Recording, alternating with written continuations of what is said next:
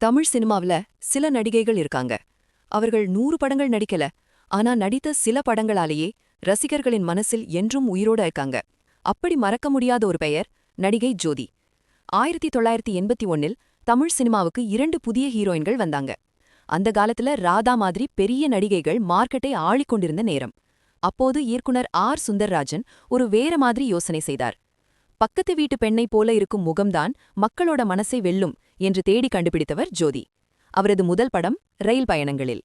முதல் படமே super hit. அந்த படத்தில் சாந்தி என்ற கதாபாத்திரத்தில் ஜோதி நடித்த வேதனை ரசிகர்களை உண்மையிலேயே அழவைத்தது. அந்த வெற்றிக்கு பிறகு நடந்தது இன்னும் பெரிய விஷயம். அந்த நேரத்தில் சூப்பர் ஸ்டாராக உயர்ந்து கொண்டிருந்த ரஜினிகாந்துடன் ஜோதிக்கு நடிக்க வாய்ப்பு கிடைத்தது. அந்த படம் புது கவிதை.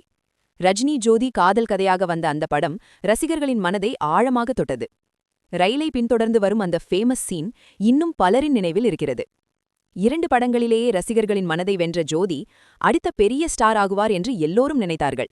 ஆனா வாழ்க்கை வேற மாதிரி திரும்பியது. பெரிய வாய்ப்புகள் வரவேண்டிய நேரத்தில் சில தவறான முடிவுகள், அதன் பிறகு சிறிய கதாபாத்திரங்கள், பிறகு வாய்ப்புகள் குறைந்து போனது. ஒரு காலத்தில் ரஜினியுடன் நடித்த நடிகை மெதுவாக சினிமாவிலிருந்து மறைந்து போனார். பல ஆண்டுகளுக்குப் பிறகு அவர் அம்மா கதாபாத்திரங்களில் திரும்பி வந்தார். ஆனால் விதி இன்னொரு சோகத்தை வைத்திருந்தது. ஜோதிக்கு பிரெஸ்ட் கேன்சர் இருப்பது மிகவும் தாமதமாக தான் தெரிய வந்தது. அது கண்டுபிடிக்கும்போது ஏற்கனவே கடைசி நிலை. வயது வெறும் 44. ஆனால் உண்மை என்ன தெரியுமா? ரயில் பயணங்களில் மற்றும் புது கவிதை, இந்த 2 படங்களில் அவர் விட்டுச் சென்ற உணர்ச்சிகள் இன்று வரை தமிழ் ரசிகர்களின் மனதில் உயிரோடு இருக்கிறது. சிலர் 100 படங்கள் நடித்தும் மறக்கப்படுவார்கள்.